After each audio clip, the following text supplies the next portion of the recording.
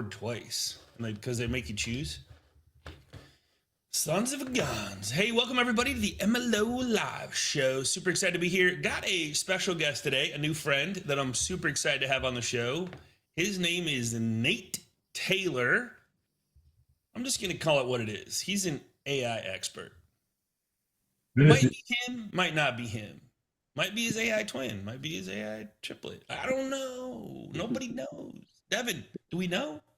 I mean, I have no clue. Am I even real?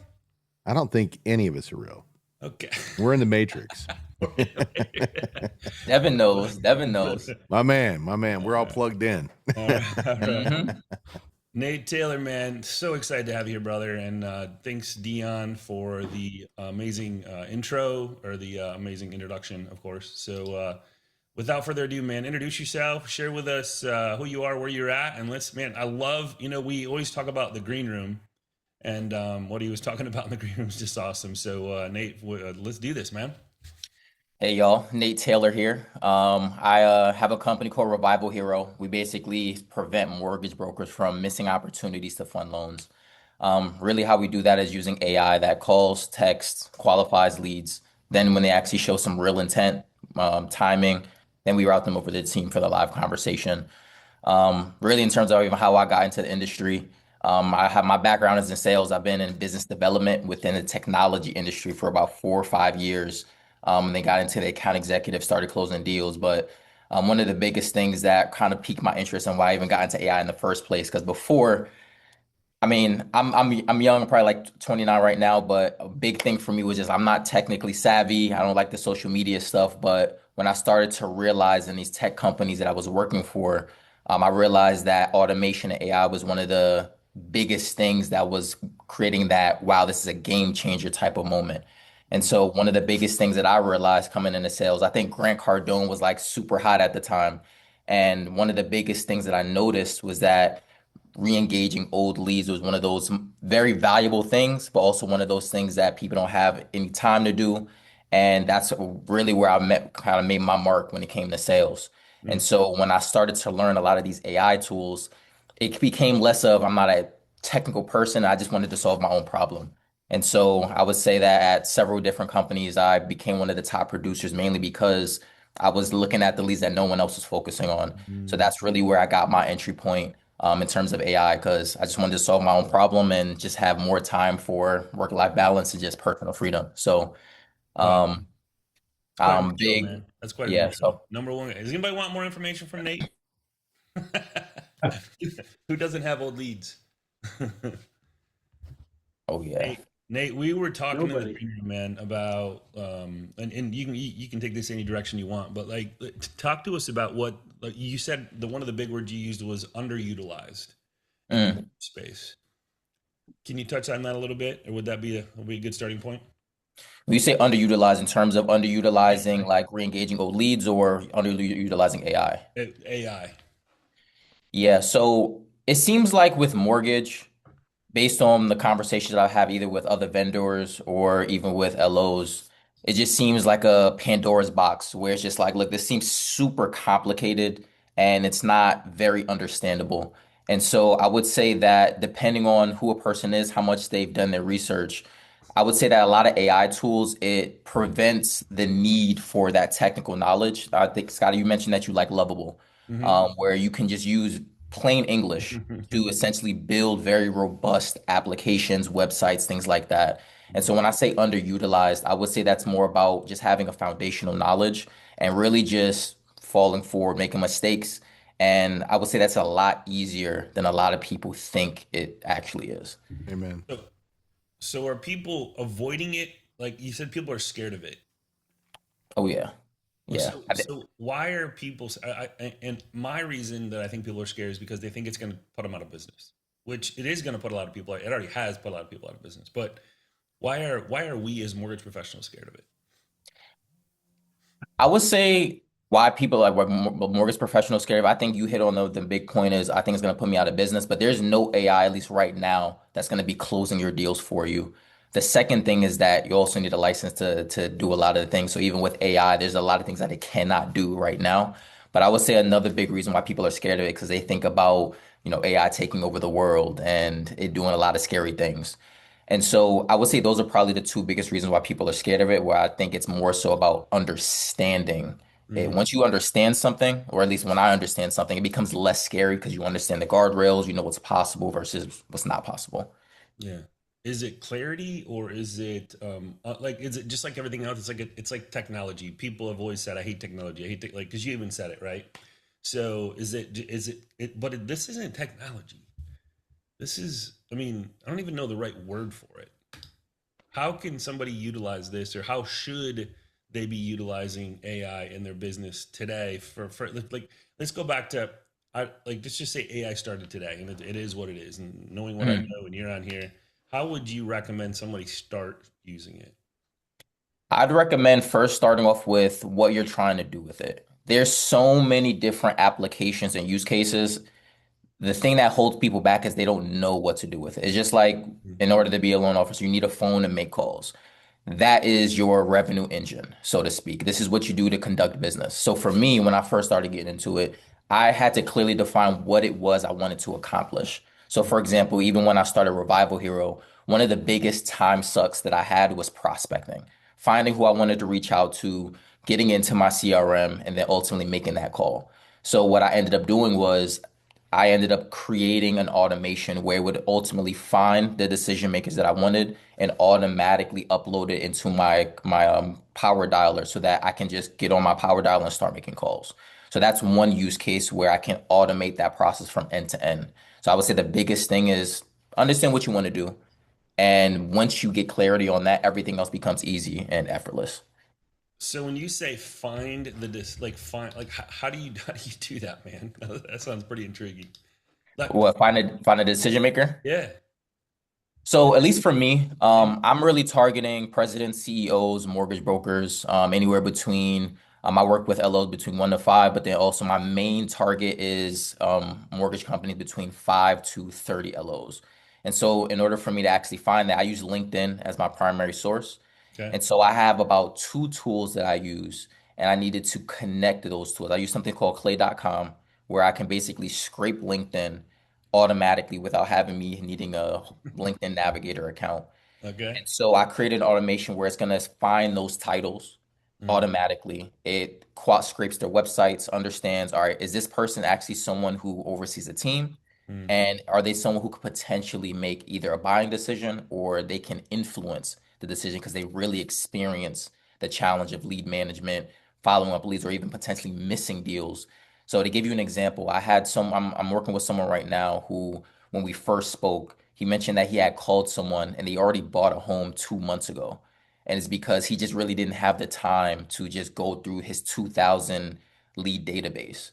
Mm. And so that's like one example of how I found him through that automation, but I would have never found him if I didn't quickly was able to go through that list of people that I wanted to reach out to.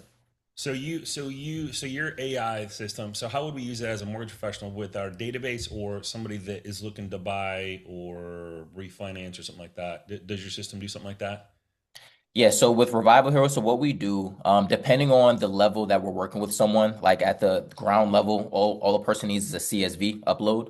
Okay. And so what we do is we actually get that CSV and we have an AI agent that calls and texts all those leads. Really, the main purpose of this is not necessarily to close a deal. The main purpose is to understand, look, is this person still looking to buy a home? Because a lot of people will get leads. Sometimes they're either not ready, their credit's not right, the timing's off, or they might not be working with a real estate agent. So we're really looking to re-engage them, understand if this is something that's still in their vicinity of wanting to do. Great, if that's good. Are they looking to do it within 3 months or less, 6 months? If they are, all right, this is someone we actually want to make either a live transfer or just book it directly into the calendar of a loan officer so that you can basically take it from there. Mm. So like that's how we do it, and we really remove the friction of a loan officer having to have the technical understanding of doing all that.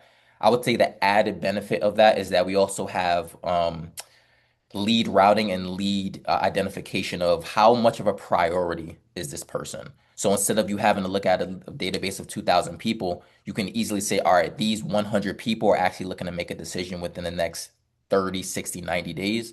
These are the people that either are already scheduled or our AI said, hey, look, they didn't book a meeting, but they are looking to make a decision within 3 months. You should reach out to these people.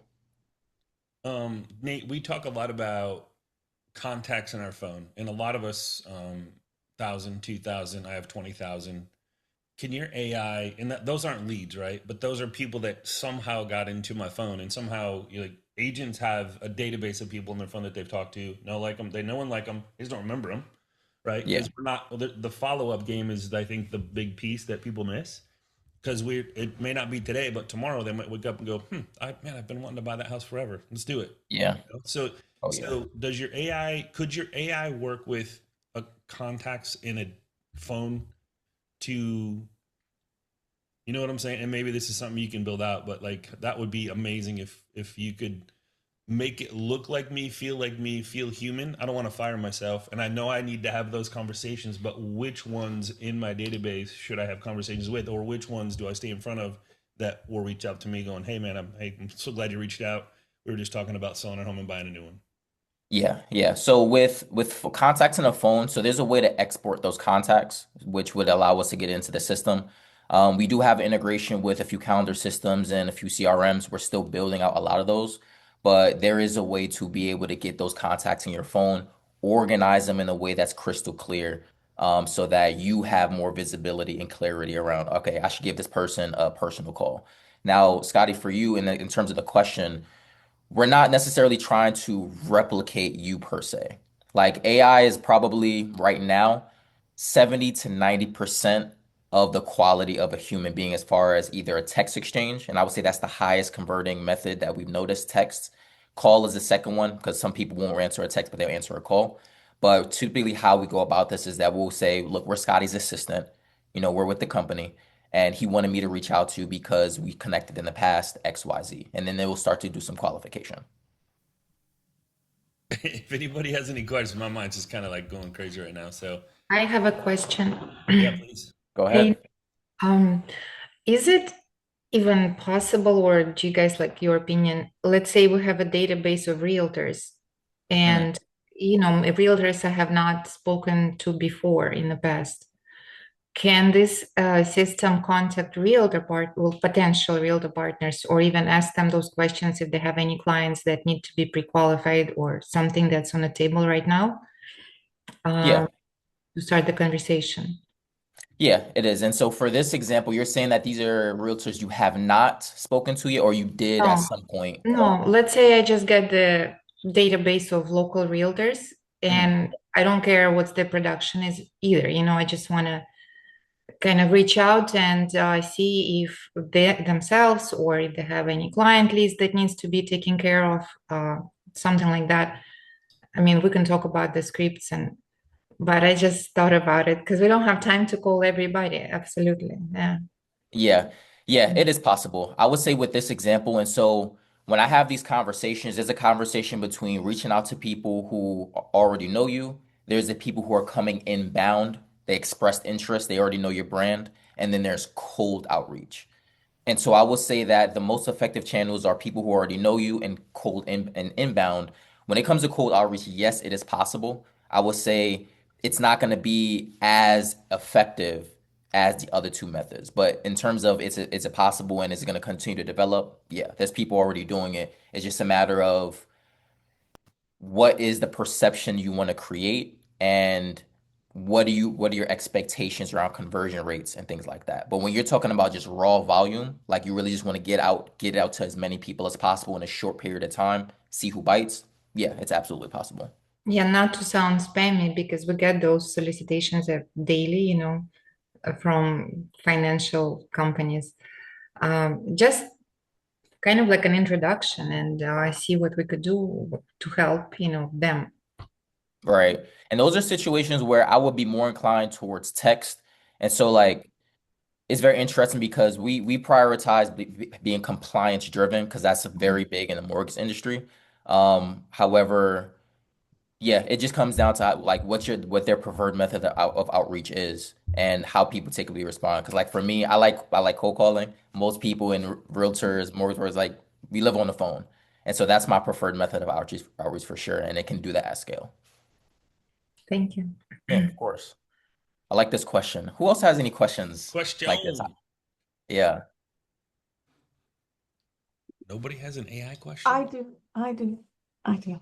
Miss Kathleen? Kathleen? Yes. Yes. So, because you were just saying compliance, it made me think of, do not call lists. And you may have already mentioned this before I hopped on, so forgive me if you did.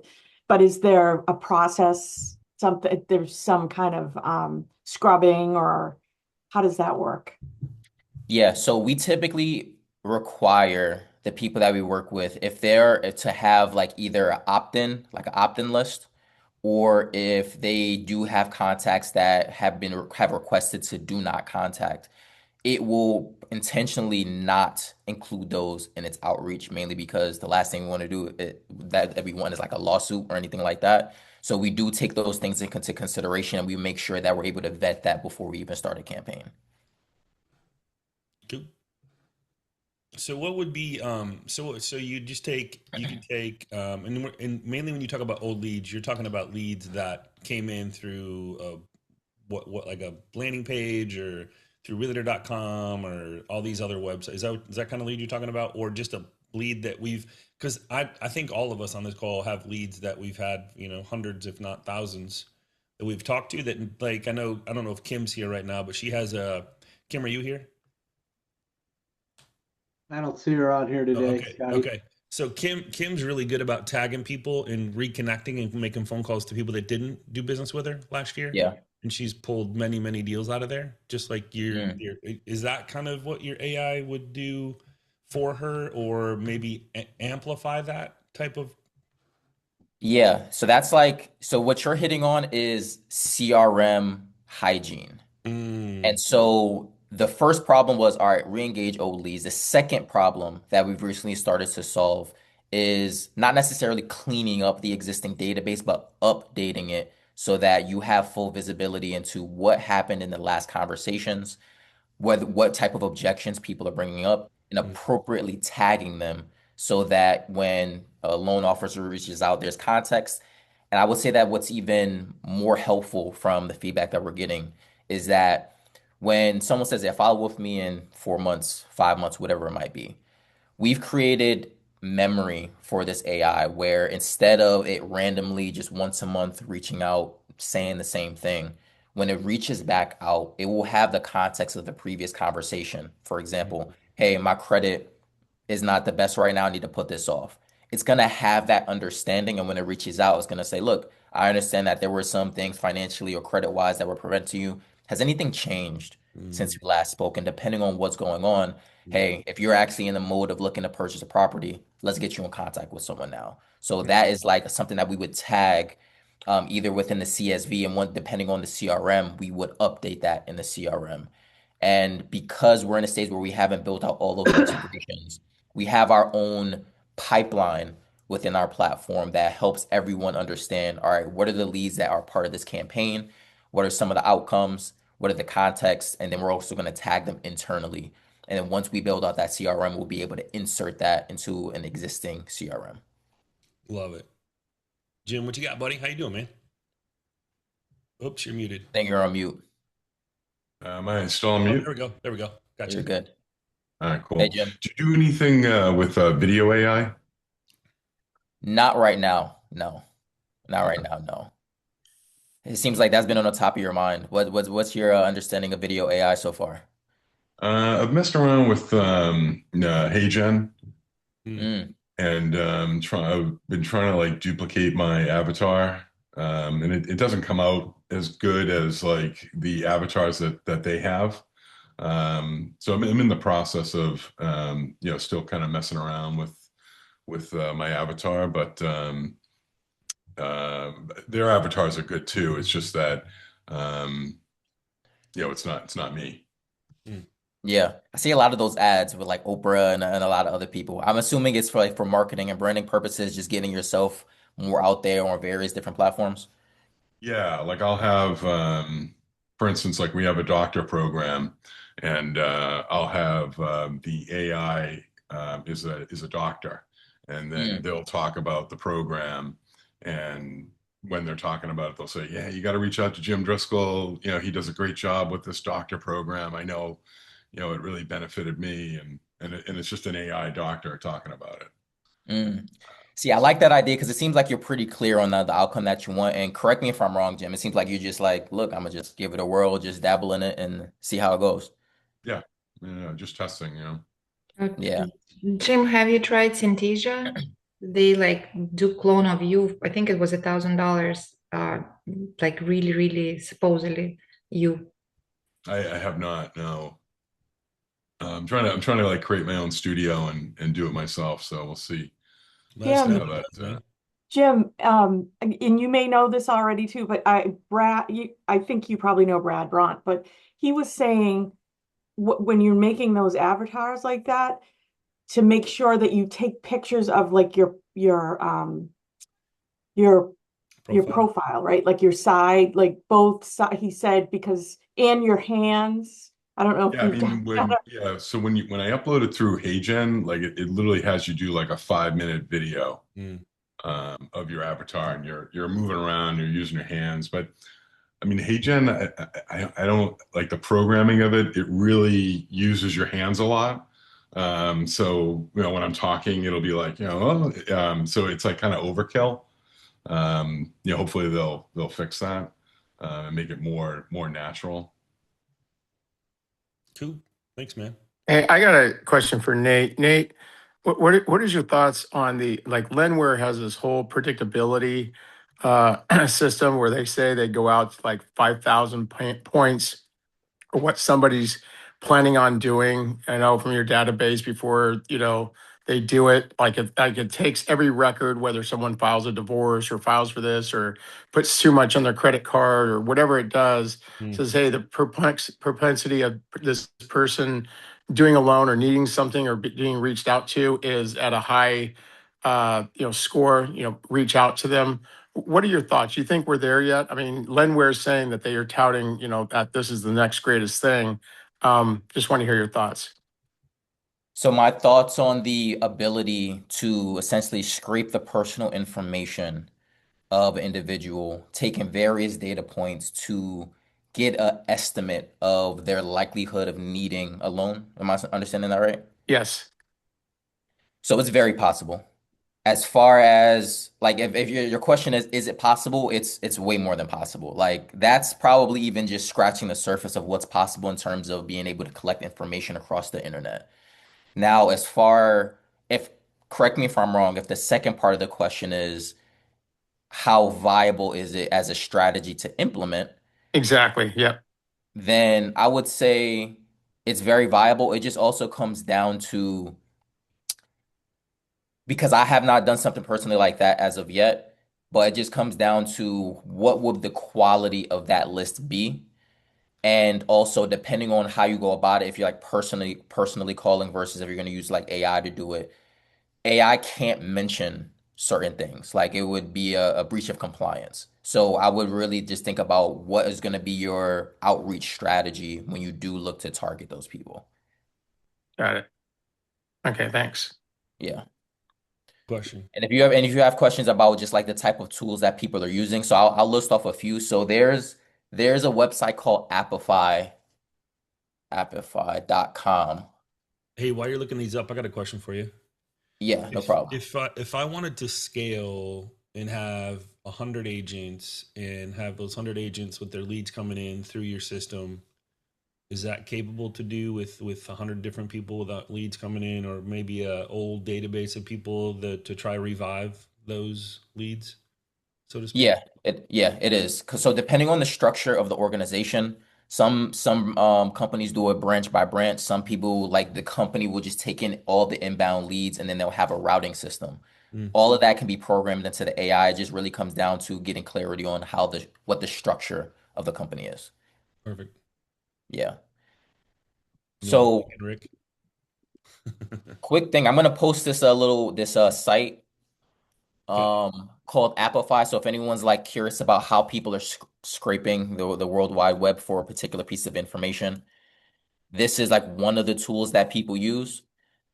requires a little bit more tech savvy, but I'm personally an advocate of taking courses or just getting a mentor to learn particular things. So if like that's a strategy or if there's a particular use case, this is one of the most commonly used web scrapers on the internet as far as AI goes and getting particular types of information. Did you post it in the chat or Yeah, I did. Oh, I think you might have it put might it? have been to one person. Hold on. Yeah, yeah, yeah. Let If me you post this for everyone had y'all. it. Cool. There you go. Cool. Yeah. So that's the stuff right there, huh? Yeah. And like if anyone like even have questions just about AI in general, I really just enjoy having the conversations, really understanding like where's people minds is at, sharing resources because like Revival Hero is one thing, but I think for me, there's still so much to learn. Like I decided to niche down on one particular thing, even understanding video AI. That's something I haven't dove into yet, and that's something that I'm like curious to learn for myself because I'm also starting to get deeper into my own personal branding on various sites. So even when it's just talking about AI, which is something that not a ton of people either have awareness of or have deep understanding of, Mm. that's even just like I'm glad to have those that type of conversation with people as well. Hey Cool. Nate, I got a question. It's Of Lynn. course, Sorry, you probably can't find me on the Lynn. scroll. Yeah, Hey, I'm scrolling. Yeah, go it's ahead. all right. No worries, no worries. Hey, quick question. How do you find the right balance? I think everybody has jumped on the AI bandwagon, right? Mhm. And I am trying to leverage AI to simplify some processes that are just mundane and time consuming.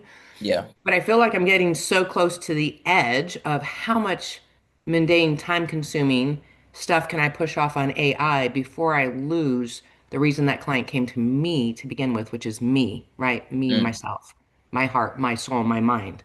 And Yeah. so it's kind of a tough question, but how do you know when like just enough is enough and too much is too much, right? And I think we're all kind of wondering that. Yeah. The immediate answer for me is it comes down to your personal values, for one. The second thing would be so, for example, I'll share this example of something that I heard about Salesforce.com. They mentioned that 50% of all of their customer interactions are AI, and Wow. apparently, they love it.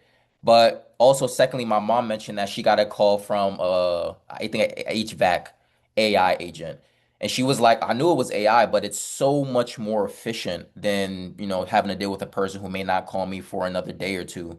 So I think a part of it No that attitude or anything like that. Yeah. right. I think it's something that could actually support you is like, oh, well, Lynn actually gets back to me quickly and addresses my concerns and things like that. So depending on how you're viewing it, it could actually support the reason why people come to you because you're responsive, you're answering their Mhm. questions, all things that AI can do. And when it comes to the meaningful conversations, that's where you insert yourself.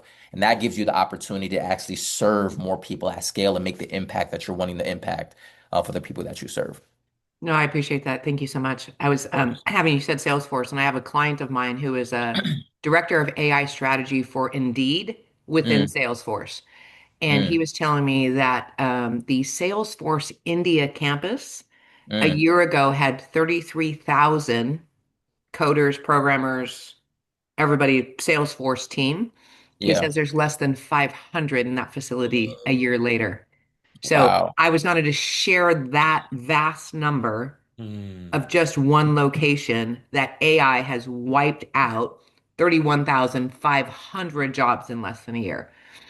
Mm, And so and I don't mean that in a negative. I'm not trying to put a negative. I'm yeah. trying to, that is a very real number that each and every one of us needs to look at and say, if AI can come in and wipe out 31,000 jobs in one location for Salesforce, where is that going to affect us in our world and how can we stay absolutely relevant with our clients?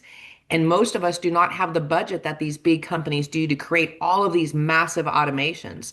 So to the loan officers on this call, that's your cue to, yes, get involved with AI, but don't ever let it replace and don't ever lose that human element because people will still crave that going forward.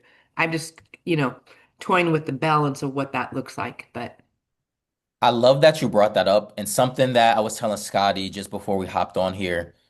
I think about AI as the the modern day ability to communicate. Like our ability to communicate dictates our success. Our ability to communicate with AI is going to be a standard. because I think similar to the Industrial Revolution and every time where there's a big change in how things operate, yes, there's going to be a lot of jobs that are lost, but there's also going to be a lot more jobs that are created. But then the second thing that's very interesting to me is that in the ideal world, AI gives people the opportunity to live the life that they've always wanted to without needing to always be working. And so if a person doesn't leverage AI in the way that they need to create the life that they want, they're either going to be stuck kind of putting a lot of hours into work and not enough time living the life that they want. Absolutely. Absolutely. And you talk about interaction with AI. He mentioned to me yesterday that he spends about 60% of his day, his inner working day, creating and doing things. And the working partner, his colleague, is AI. He will say, can you give me this document? Can you give me? And his interaction is not with a colleague any longer. So he was just telling me how vastly different his work life is, than it was just a year ago. Hey, Scotty, I Lynn. know. Oh, Yes, Scotty, I know we're 1 minute over. This last thing that I'll share, I want people to just research this, not something to use. I have not used it. There's still a lot of things going on with this, but there's something that was recently released called Claudebot. Now they renamed it to Moltbot. Has nothing to do with Claude, the actual LLM, Okay. but it has the ability to not just be a little chat window where you're just asking it to do a bunch of stuff, but now it has the opportunity to act autonomously throughout one's own computer and do a lot of the tasks, organization, research that you would hand off to an assistant and hope that they could just figure it out.